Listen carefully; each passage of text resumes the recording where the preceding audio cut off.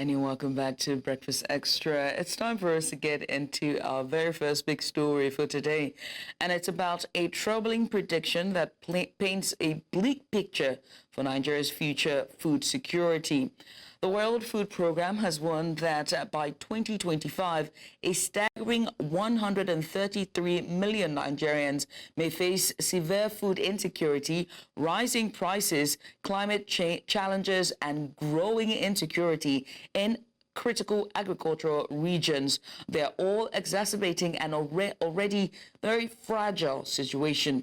Now, with the cost of living soaring and millions struggling to afford daily meals, this prediction isn't just a number, it's a wake-up call.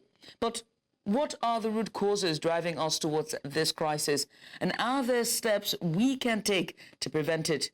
So to help us navigate these pressing questions and to answer our questions, we're joined by Africanfarmer Mogaji, a leading food security expert who will shed light on the path forward and what this means for Nigerians most vulnerable. We're all very vulnerable at this time. Mr. Mogaji, thank you so much. Should I say Mr. Africanfarmer Mogaji? Africanfarmer. There we go. You're welcome to the program. Thank you for having me. I mean, before I even get into the report, it's very interesting that this might just be the tone for our conversation within the first hour and second hour about food insecurity.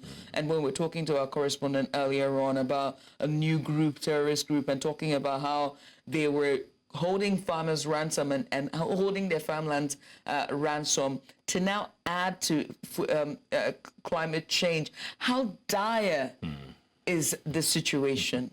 We're in a very challenging situation, and we need to think fast and act precise, because if not, all through this year, we've had climate challenges that has hindered our food production. So as we sit here to speak today, 2025 is under huge threats, very huge one. So it's something that we really need to wake up. Government, private sector, NGOs, religious organizations, is everybody now. If not, 2025 may be a big challenge, bigger than what we've seen ever. Your work is pretty much raising the alarm. You've been calling to action. You've been doing this for years. I have known you since 2019. I know people who've known you longer. Your videos have gone viral. You've granted interviews, both local and international. And this prediction by what you're saying in this report is not new to you. Yes, not new. So with your persistent call to action, why has there not been any change so far? Well, I've interacted with government officials at the highest level, private sector, developmental partners, but there seems to be a challenge right now. You know, the economy is getting hit, and so before something happens in the economy, it's a collapse of power. So there's always something happening, but we really need to focus on food, because other sectors can still thrive, but without the food is a challenge. So what needs to happen, what I need to see happen, is for us to have a vision. It's for us to say, we want to drop the price of food by X tonnage. We want to produce this amount. That is not in place in the media space. At the ministries, you have those documents, but the citizens don't know how to work with government to achieve these goals. So we need to have some media pally. We need to have these conversations out and to be able to, most importantly, push out opportunities in adversity. We're focusing too much on the adversity. 133 million, yes, it's a big challenge. It's something to be concerned about. But how we should try to solve it is not by focusing on the problem, but by showing Nigerians how much will be made on tractor usage, how much seeds will be needed, the billions of naira available to Nigerians, that if Nigerians don't embrace, foreigners are already embracing it. It is the how that we are missing. And until we get the how, no foreigner is here to save Nigeria. Everybody is here to milk money, you know, put little investment. They don't put in permanent infrastructure, their portfolio. So It's the how that we have not gotten right. It's how to engage the youth that we have not really gotten sustainable models. Bottom line is that we're not getting it together. So I think the million-dollar question should then be, how can we get it right? Just what I mean, because is it that the policies, because I mean, you talked about policies of the government, are they losing direction? Is it, what exactly, how can we get it right? Just pinpoint it down for us from the part of the government, the media, and citizens. First and first, government needs to engage the private sector more. Government, both the private sector and the developmental partners, we need to sit down as partners and say, this is how we are going, and say, this is available for you. And this probably are the tax reliefs we'll give to you, or we will give you C of O for these lands. We need to engage them for a tailored focus. Like I said, we don't have enough beef, okay? We want to produce X kg or tons of beef this time next year, November 10, 2025, and this is the opportunity you have. Take it or we give it to foreigners. That is not on the table currently. Okay? Then again, people will talk about security. Business people take risk. Okay, so currently the people who are taking the risk are the people who are making the money in the producing the food. Tomato is not, well, tomato is imported. Some of the tomatoes are imported, but at least 70% of it is produced locally. Yeah. Yam is not imported. Cassava to gari to fufu to akpu is not imported. Most of our staples are not imported. So we need to drive that policy and let the private sector ride on it. That is missing currently. And I will say this, there are too many lands available in each state of the Federation. I've traveled a bit around, at least all regions. There are lands that can be unlocked, lands without trees that we need to produce. Like take, for instance, dry season is coming in now. Okay, I've been in the dry season irrigation space for 29 years. And I can tell you that we are not even embracing this opportunity. Floods have taken a lot from us. Now we need to leverage the flood, because now we can cultivate the land, even if it's to prepare to ensure that the tomato scarcity we had in 2024 will not happen in 2025. We're not working together. It's championing, and I will say this. I believe, without any doubt, that we have leadership at federal level willing to take tough decisions. But I've not seen, I've not seen others ride on this opportunity that the federal is willing, especially the states. Food security in Nigeria has nothing to do with federal. Nothing, zero. We operate a system like the United States. I'm trained in U.S. foreign policy and food security in the U.S. And each state is independent like the states in the U.S. Yes. Each state has a comparative advantage. We're not seeing the states in Nigeria bring out their comparative advantage. We're seeing states talk about federal. All states have collected fertilizers, huge trailers of fertilizers. Okay? The states that don't have so much lands are performing better than the ones that have lands. So it's the states we need to focus on. It's the state governors that need to talk to each other. We have regional programs. You see Southwest, South. Yeah. You know, there's a governor in charge of each region. How come we're not working together? I have said this time and time again.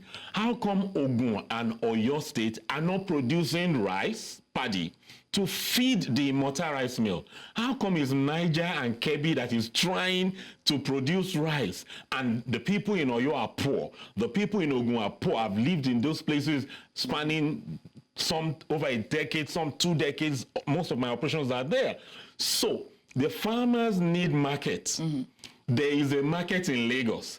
How come the state governor in Ogun and Oyo are not paying attention to that opportunity? So that means it's focused then, because if you're saying that it has to start from the state level, the governors of those states and the commissioners for agriculture for those states, it's all about what their key focus is, right? And what should be priority for the state. And it seems that agriculture is not priority, right? Or food insecurity or food security is not so much on the list of priority. I think that if there's a list, it will be flipped over at the bottom of the list. That's where you're going to find, food security. But something you mentioned is flooding. And climate change is one of the key contributing factors that was mentioned in this report that would drive 133 Nigerians into a food insecurity bracket. How are we equipped for that? There's a lot of talk about, converting from, fossil fuel. There's a lot of talk about trying to do more, but it all seems to be lip service, is it? You see, there's a lot of conversation around this fossil fuel. It's not for us. We've not gotten Someone's finally said it. We have not gotten there. I'm tired of this. All the developed countries talking and championing fossil fuel are food secure. They have, I am confident, I saw the data, we saw the silos.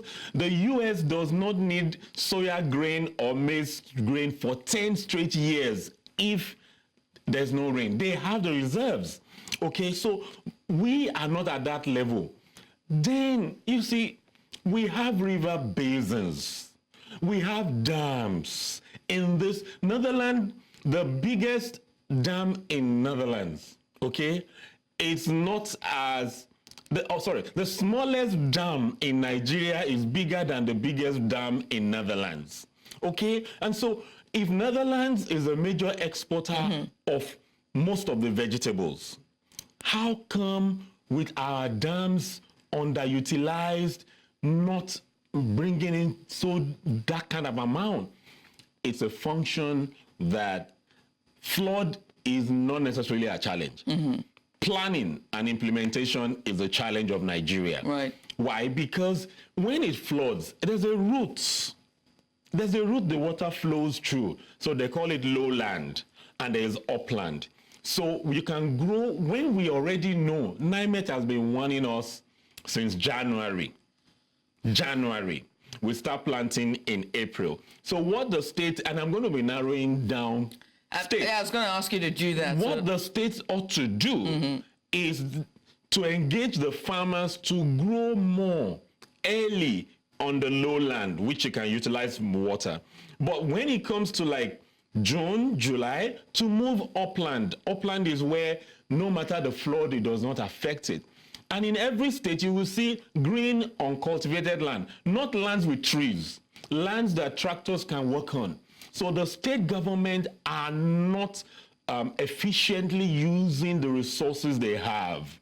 I stand to be corrected. I will any state, I will talk about local government locations that the governors need to wake up and ensure that their people are food secure. Right now, food security is a nice to have for most state governors, not a must have.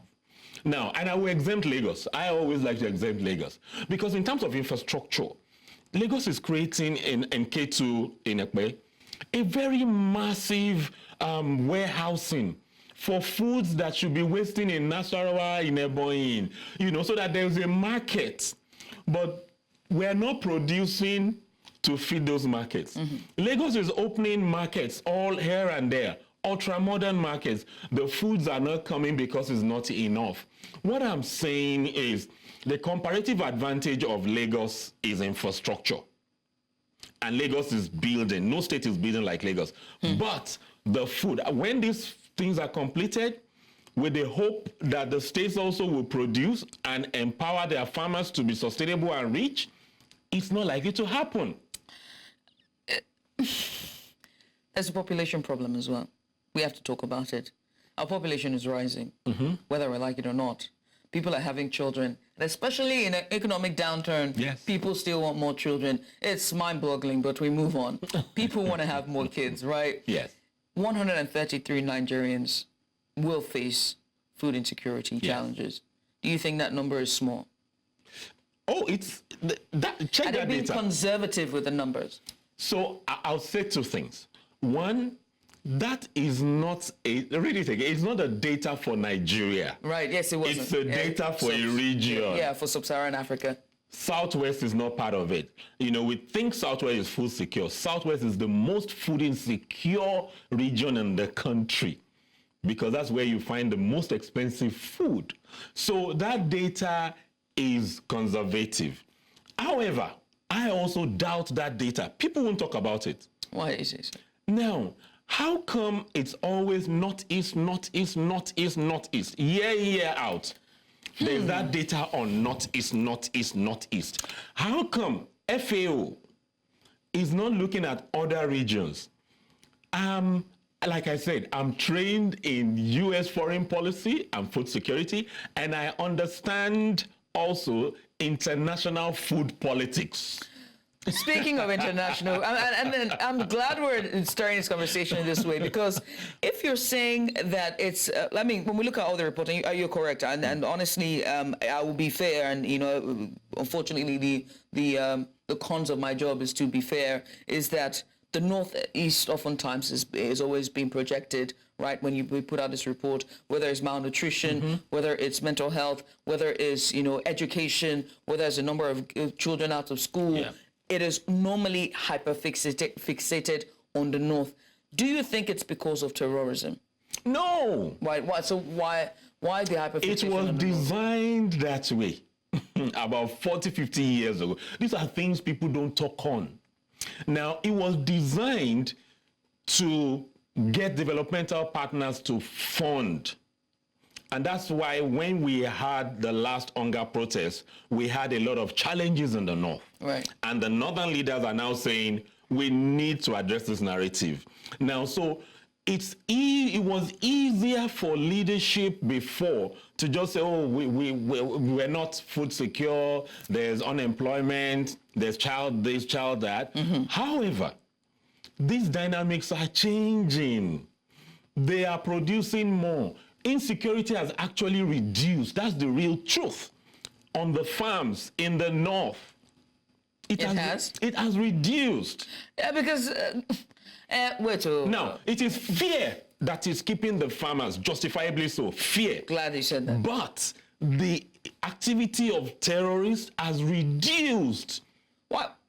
How do you know it's reduced? What's the metric to say it's reduced? How would you? More farmers are going to the farms now. That's practical truth. People like to amplify what is not working. My job as a food security expert is to tell the truth. So we have more logistics challenge now. Bringing the foods from the north to south to the east is what is making food not available. The cost is really going high. Now, I'm not saying that insecurity, is not a challenge. It is still a challenge. But I'm saying what it was 3 years ago, 2 years ago is not what it is now. And if we're not careful, the sons and daughters of the farmers who are not engaged may find this terrorism also appealing. Well, isn't it? Yes, may find it appealing because of the frustration we can't farm. That's what we know how to do. That's what we've been trained to do. So you are vulnerable when you are doing nothing. I'm glad you just said something, right?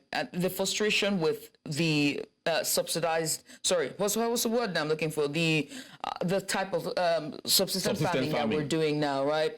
The frustration with that would drive them into other vices instead of going through that long, sometimes not rewarding process that it is. So do you think that because our sector, the agricultural sector, has not been mechanized and there's not more introduction with technology, not so much is happening in terms of that, is one of the reasons why we're seeing these numbers and this projection for food insecurity? Yes, so Nigeria does a lot of production. Nigeria does not have productivity per acre of land, per football field of land, which is 2.5 acres or 1 hectare. We do not have productivity. We have production. We have activity. We are tilling the soil, but we're not getting the best out of the soil. And in terms of efficiency, we're not efficient.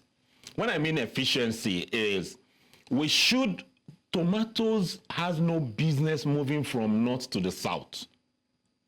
We need those tomatoes to be processed into puree, paste, ketchup, and move finished products. It is the South that should be producing the fresh tomatoes that they consume. And this is not rocket science. Even in the United States, America is number 5 when it comes to processed tomatoes, the one you process for foods. And they are also a major importer of tomato too. They import tomato from Mexico, you know, and give them corn and soya. Nigeria is not exchanging anything officially. I mean, government to government, right, with Benin, with Togo. We're not exchanging. These are where we need policy drives. Where Nigeria would say, Niger would need 100,000 metric tons of rice, so we'll produce rice for them. They need this cassava, we'll produce it for them. We are not taking that action as federal now. This is not state now. As federal to say we need to take care of Benin to earn dollars. And even the states also need to say, oh, okay, we identify that in this period in the year, there's no tomato in Burkina Faso. Now, so we will produce tomato from Ogun and sell to the government of Burkina Faso. We are not seeing the opportunities. Agric is still subsistence for our leaders. Most of the governors don't believe in the technology. And when they want to bring in the technology, they bring technology that cannot be adapted here. They copy what is in Europe and paste in Nigeria, forgetting that we are very peculiar people. Wait, Mr. African farmer, Yeah. I have to ask you, right? Increased productivity will mean food prices will hike, wouldn't it? No, we mean the price will come down. It will come. Okay, so when you're talking about, because you know, I'm thinking about this and I'm trying to understand this in terms of increased productivity will mean the foods will not be canned. You're turning tomatoes to puree. You're doing of that. That means more in production for that finished goods. Yes. And that would also in somewhat mean increase, right? Yes. Can Nigerians afford that? No. So when we have productivity and we are not selling commodity is tomato. When we don't add value, okay, the processors need to produce more and store. What that does is you find it more economically rewarding. So you have more people move inside and specialize. And so when they specialize, prices will come down. There will be competition. Take, for instance, rice that Nigeria has been trying since General Gowon's days. You know? I have read every initiative since General Gowon to this administration. Every administration has been trying to make Nigeria rice secure. If we've not been able to do that over the years, it means we're not doing something right. Even rice value chain. Let me say rice. All we focus on is the rice we consume. There is the white rice that they do in Niger, that they turn to tuwo. We don't produce rice for tuwo. Basmati rice is premium. That's where the farmers will make a lot of money. We are not planting basmati rice. What stops us from planting basmati rice? So we need to do basmati rice. We need to do other types of rice. We need to move from commodity to brands. Commodity to brands. We're pressed for time. I could continue non-stop if you let me, but I have to ask. In farming, what is one crop? Like, what are some crops? Because I know that this projection was for the lean period between June and August of 2025. In that time bracket, what are some crops? I understand that that's a planting season. Yes. Right, the planting season, which is the lean season, right? And so there are some crops that are now susceptible to the climate change. What is a projected crops that would suffer during that time, and what would it mean for the price of those food in the market? So let me say this. Every crop suffers. Every and any crop that is staple to us my potato suffers around that time. Any crop. Now, what affects the price, which is what many people don't know, is interventions. Interventions of government affect the pricing. Okay? And we have less farmers. About 95% of our farmers cannot engage in irrigation. They cultivate more under rain-fed. So bottom line is that we don't have farmers trained to engage in dry season farming. This year now, we need to sound an alarm that we need a lot of trainings to engage youths and farmers to farm any river, any stream that does not dry off, any swamp that dries in the dry season. This year, Nigeria, in the history of Nigeria in these last 64 years, 2024, 2025 needs to be the biggest year that we'll be focusing on dry season farming.